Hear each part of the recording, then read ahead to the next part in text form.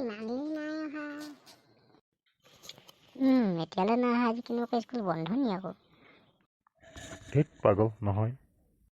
Good morning sir. Morning.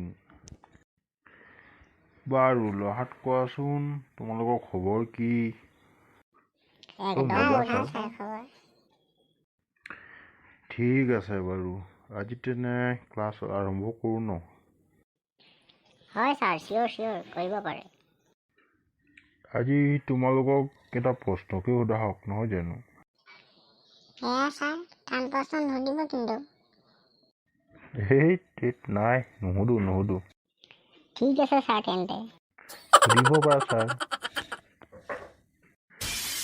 বাৰু তোমালোকে কোৱাচোন, তোমালোক চেনিকল চিনি পোৱা নে? হয় ছাৰ, পাওঁ।